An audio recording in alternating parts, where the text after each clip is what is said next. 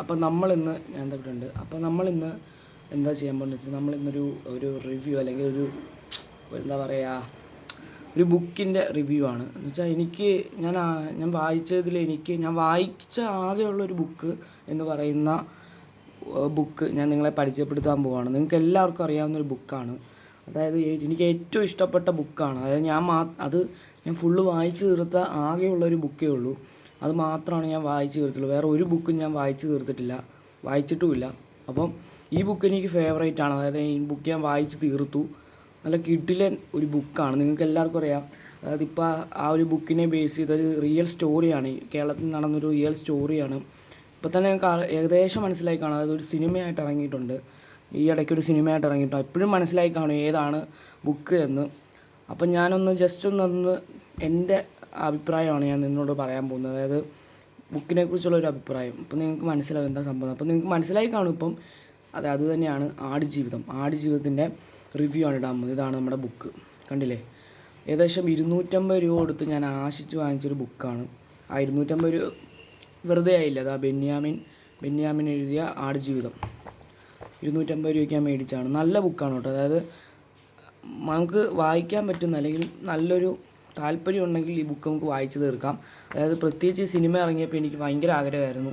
എല്ലാവരും ബുക്ക് വായിക്കുന്നുണ്ട്, അപ്പോൾ ഈ ബുക്കും എനിക്കും കൂടി വായിക്കണമെന്നുള്ളൊരു ആഗ്രഹം ഉണ്ടായിരുന്നു.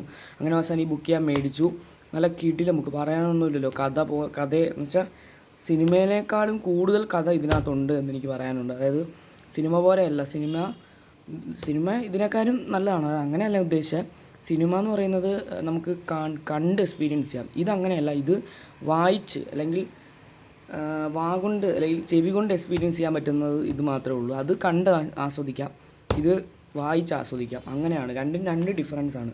രണ്ടിനും പ്രത്യേകത ഉണ്ട്. അത് രണ്ടും രണ്ടാണ്. അത്രയും ഇതുണ്ട്. പക്ഷേ ഇതാകുമ്പം ഇത് കുറേ ഉണ്ട്. അതായത് ഏകദേശം നമുക്കൊരു 2-4 ദിവസം 5 ദിവസമൊക്കെ ഇരുന്ന് വായിക്കാനുള്ളതൊക്കെ ഉണ്ട്. പക്ഷേ ചിലവരൊക്കെ ആണെങ്കിൽ ഒരു ദിവസം കൊണ്ട് വായിച്ചിട്ട്, ഞാനൊരു 5-10 ദിവസം കൊണ്ടാണ് ഇത് വായിച്ച് തീർത്തത്. 250 രൂപയേ ഉള്ളൂ. ഇത് 200 അല്ല 25 ഇത് കണ്ടില്ലേ, 250 പൈസ ആണ്. അത് 250. അപ്പം ഇനി ഇതിൻ്റെ എക്സ്പീരിയൻസ് പറയുകയാണെങ്കിൽ ഒന്നും പറയാനില്ല. ആടുജീവിതം കണ്ടില്ല. ആടുജീവിതം പോലെ തന്നെ അല്ല, എന്ത് പറയാനാണ്. ഇത് കഥ നജീബിൻ്റെ കഥയാണ്, അറിയായിരിക്കും. അപ്പം സിനിമ കണ്ടവർക്ക് എല്ലാവർക്കും ഇപ്പോൾ ഓൾറെഡി കഥ അറിയാത്തവരിപ്പോൾ കുറവാണ്. ഈ ആടുജീവിതത്തിൻ്റെ കഥ അറിയാത്തവരിപ്പോൾ കുറവാണ്.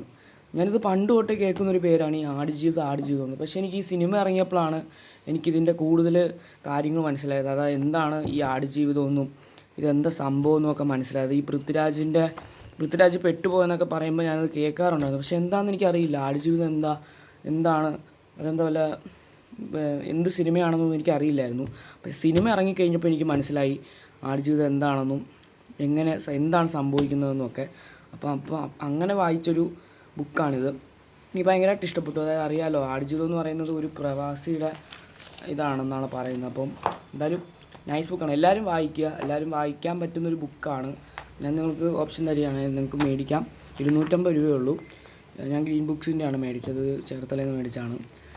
അപ്പോൾ എല്ലാവർക്കും മേടിച്ച് കഴിഞ്ഞ് കഴിഞ്ഞാൽ നിങ്ങൾക്ക് വായിക്കാൻ താല്പര്യമുള്ളവർക്ക് വായിക്കാം. അത് അറിയാമായിരിക്കും. ഇതിനകത്ത് മറ്റേ ഫ്ലിപ്കാർട്ടിലും ആമസോണിലും ഒക്കെ കിട്ടും. അല്ലാതെ പോയി മേടിക്കാം, ബുക്ക് സ്റ്റാളുകളിൽ പോയി മേടിക്കാൻ പറ്റുന്ന ഓപ്ഷൻ. അതിലും നല്ലൊരു ബുക്ക് എന്ന് എനിക്ക് പറയാനുണ്ട്. അത് ചെറിയൊരു കാര്യമല്ല. ബെന്യാമിൻ എഴുതിയ ആടുജീവിതം. ഇതിനകത്ത് കുറേ കാര്യങ്ങളെക്കുറിച്ച് പറയുന്നുണ്ട്, കണ്ടില്ലേ. ഇതൊക്കെ പറയുന്നുണ്ട്. ഇപ്പം ഇതിനകത്ത് എന്ന് പറയുന്നത് ഏകദേശം 43